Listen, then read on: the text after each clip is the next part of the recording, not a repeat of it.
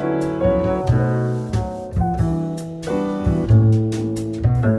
not starting? Happy winter. Good morning. I feel like it's been a while since I actually talked to the camera, not did a voiceover. What's up? It is December 1st, 2024. It's about 33 degrees, I think it said, from our weather station here. I'll talk about that in a little bit. We have to change out the batteries in it. We're changing out all the batteries. Steve is charging the batteries for like our quad and stuff. So, because it's been so cold. Today, I'm going to be cleaning out the chicken coop because it needs it. Even though it's freezing cold outside, it is actually a pretty nice day. So, I'm gonna get that done. I'm also canning up some turkey stock this morning.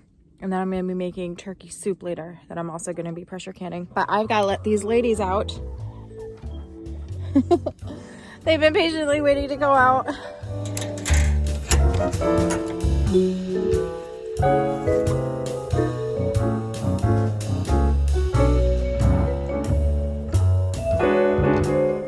I'm gonna be cleaning out their run today, getting out these pumpkins and anything else that I see that needs to come out. And then looks like their water's pretty clean, but it also looks like it's a little frozen. So we're gonna have to, we're gonna have to get the heated water in here for them and check their food. I've also got to clean out the coop. So I'm going to open the doors and let it air out for a little bit before I do that.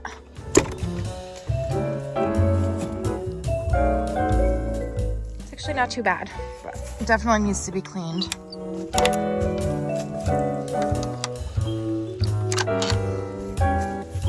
don't remember if I told this story yet or not. If you've already heard it, you can skip ahead. But we had a bear a month and a half ago, I want to say, try and get into the coop. We could see the paw prints all over trying to get in.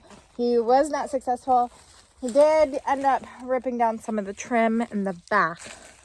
And I also had noticed that he tried to get into the run and could not do it. So I feel like if he really, really wanted to get in there, he probably could have.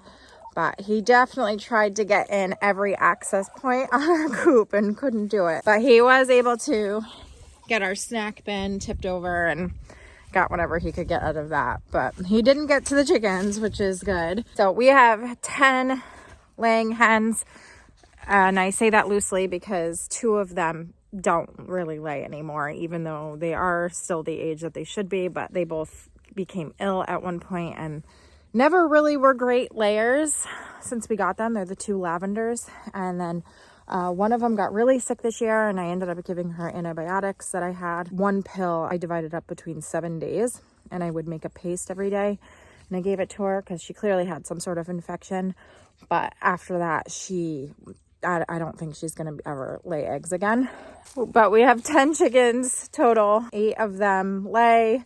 4 of them are new layers. We got them this year, so we're getting a lot of eggs from them. And then the other 4 they definitely slowed down as the cold weather came in. So today we're gonna change out the nesting liners in the nesting boxes. And then I'm also going to be cleaning out the inside of the coop and getting a new bag of shavings in there.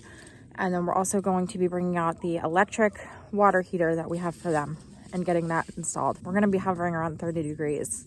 Warm and cold, like the highest and lowest points for the next week or so. Their water is just going to keep freezing. Steve started to take the hoses out of the garden to run hot water through them and blow air through them to get them completely dried out and store them inside because we didn't get a chance to do it yet. We usually like to do it before they freeze, but it's okay. It'll get done eventually. Here is some arugula and spinach. I have a beet in there I could probably harvest. I've got lots of carrots around, but I need to get a rake and the broom to clean out the chicken coop. It says it's 52 degrees in the greenhouse. And like I said, it's about 33 outside. All right.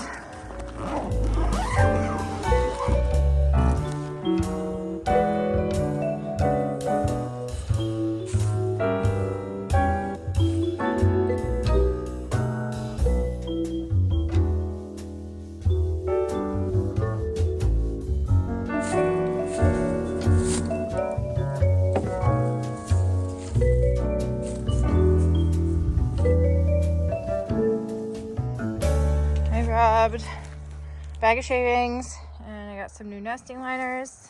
It's the aspen wood nesting liners that we like. And then I'm not going to show the time lapse because I've shared that thrilling sequence in other videos before. Another thing we added, we got this new camera in here, which is really nice. It turns, so we're able to see the entire coop inside, including inside the nesting boxes too. I really like it. But we can see all of the roosting bar. Once all the chicks started going up onto the roosting bar, we were able to keep track of them getting up there, because for a little bit, the light Brahmas just were not. So we had this little roosting bar down here for them that we ended up just taking out because we didn't need it anymore. So this is what it looked like before. And I'm going to take out some of this stuff, just rake everything out, dump it up here into our compost that the chickens have scratched down to nothing. And I'll show you what it looks like after. All right, I got it mostly swept out. And dumping it over there. Oh, you know what? I forgot. I changed these out, I think last week. So they're actually not bad. I'm just gonna leave them. I think it was last week, maybe the week before. I came through and I opened this up. I swept and scraped everything out and replaced all the nesting liners. I was wondering why I didn't have very many downstairs. I completely forgot. I did that already. Well, that's good. I'll just take the 2 eggs here. Those are fake eggs. It was to promote our pullets to start laying, or know where to lay, and it worked out pretty good. I don't see any other ones. All right, well, that's done. I'm still gonna leave it open so it can air out. So instead of working on the nesting liners, I'm going to work on the chicken run. This is just the area that our chickens come out to in the morning, and it's where they come to at night. It's just completely caged in. We have hardware cloth buried going all the way around. So if you can kind of see some of it here on the outside, if an animal tries to dig around the outside of our coop, they're just going to meet the wire, and it's not going to be very easy for them to get in. So we have that. We also have this non-climbing horse fence stapled all the way around. On the outside of that, we have chicken wire, which is kind of useless, but we had it here, and a couple of years ago we put it up just to prevent our chickens from sticking their heads through the bigger fencing, because when they were doing that, they were ripping all their neck feathers out, and we let the chickens out anyway. So this is just their area that they come to, and in the morning their automatic door opens and they let themselves out, and then at nighttime they go back in. We usually try and let the chickens out every day that we're home. If for some reason we don't, it's because the weather is really bad. We have a shade cloth above here that provides them shade in the summertime, and then in the wintertime it catches a little bit of the snow. We just have to make sure we brush it off if it's kind of icy, because it can weigh down a little bit. They also have this area underneath here. I've done a full chicken coop tour before. I'll link it here if you're interested. That's what this is looking like right now. I would like to get a bunch of sand in here. They've kicked away a lot of the dirt. It needs to be fixed up in here, but I think that's going to be a springtime project. We'll see. So we're going to get their electric water out here, and I'm going to clean out these yucky things that they're not really eating from anymore.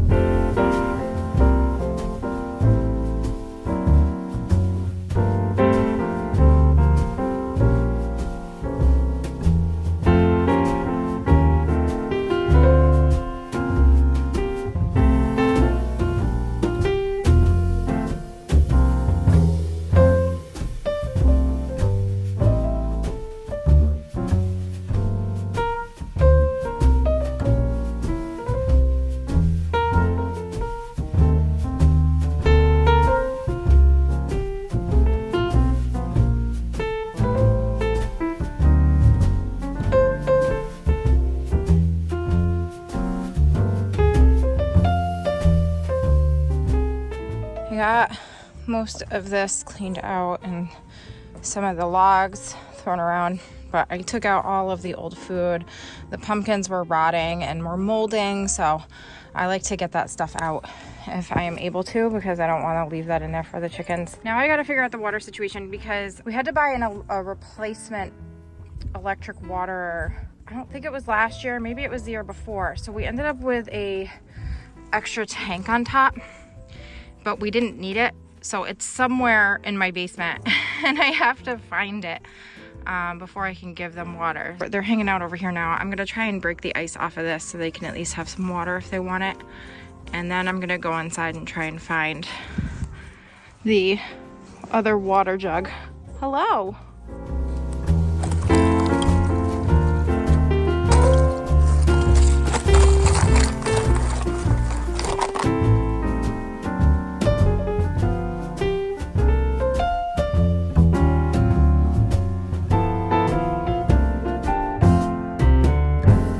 One of the best parts of cleaning out the chicken coop when it's winter time like this is it doesn't smell too bad in here. My favorite part is when I get to put the new shavings down.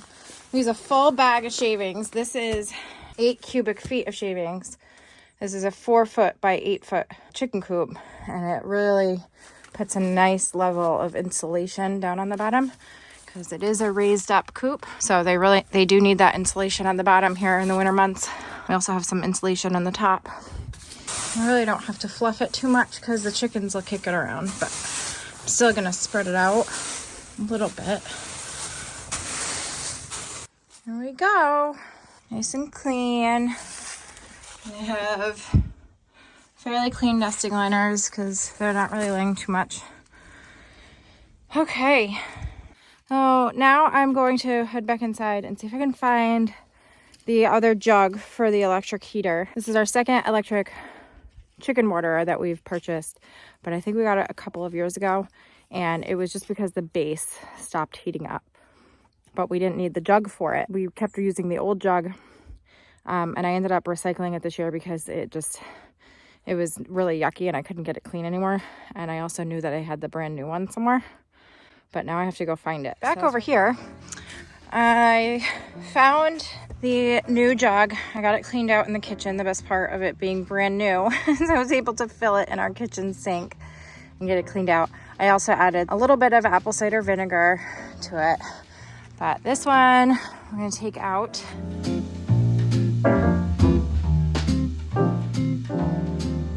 The other issue is the blocks that we keep it level on are no longer level. That's why we have those 2 pieces of wood there. I'm gonna see, I have some rocks here. I'm gonna see if I can make it more level.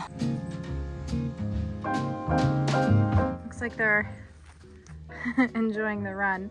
There were some sprouts growing underneath one of the logs, and that's what she is pecking at right now.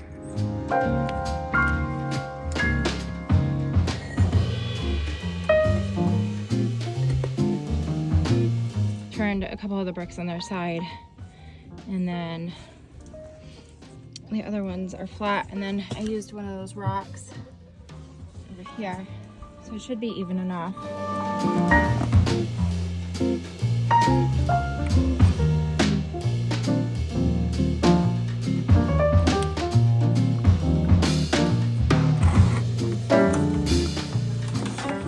Steve already has the extension cord out. So we just connect it. There we go. That stays protected. So they should be good.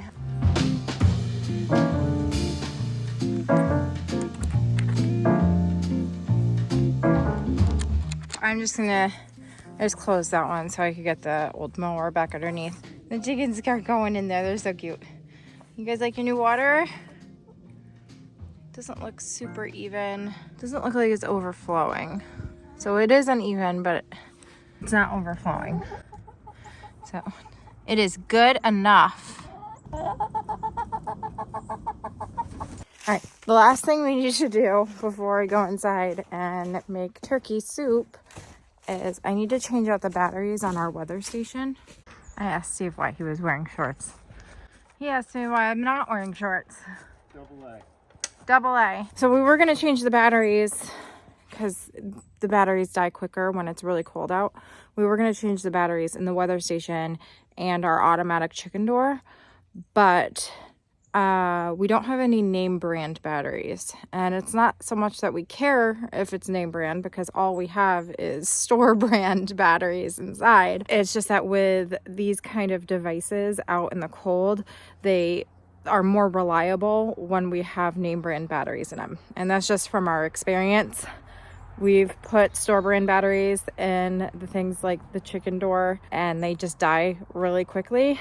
I'd rather get like Duracell or something and get those batteries in there. So if we're going to go through the hassle of replacing the batteries and all of these things out here, I'm just going to wait until I get the name brand ones, which I'm sure I have a coupon or something somewhere. Someone just asked us if we like the weather station. I had done a whole video on installing it and setting up. The only thing I didn't include was connecting it to our computer. I didn't really read too much in it because I wasn't really interested in doing that. Now that I have a little bit more time, I might be able to read up a little bit more on getting it connected to our computer so that I can actually maybe utilize the app with it. I have not tried that part yet, so I can't review that part of it. But as far as just the outdoor weather station with the screen inside telling us what's going on, we really like it. It's nice. It tells us, actually, it also tells us what the temperature is inside the house versus outside. It tells us what the temperature is outside versus what it actually feels like outside, because there's so many times when we come out and it feels either so much colder or so much hotter than what the temperature actually says. It tells us how much rain fell. Sometimes when I feel like we're getting a lot of wind, I'm able to look and see how fast the wind is actually blowing. And I've learned that I think it's blowing much faster than it actually is. I'm like, wow, it's like 20-mile-an-hour winds outside. And then I'll look at the weather station and it's like, it's 4 miles per hour. I've learned that I am a really bad gauge at how fast the wind is blowing. So I think that's going to do it for this video. I was really hoping that we'd be able to show that stuff and I'd be able to talk about it more, but maybe this coming weekend, because Steve has to try and figure out how to get the quad going. Also our log splitter over here, that's broken too. There's a little part on it that broke and I have to find a replacement. I ordered a replacement, but it never got shipped, and they just like issued a refund without telling me a reason why. They sent me a tracking number because they said it was shipped, but it wasn't shipped. So I don't know what's going on with that. So we still have to try and find a replacement part for the log splitter. Steve also wants to get the quad started, and then I want to get all the batteries replaced on the devices so that we can rely on them more. We also have cameras out in the goat pen that might need to be charged. Sorry for the shaky camera. That'll do it for today. So thank you so much for watching, and we will see you next time. Bye.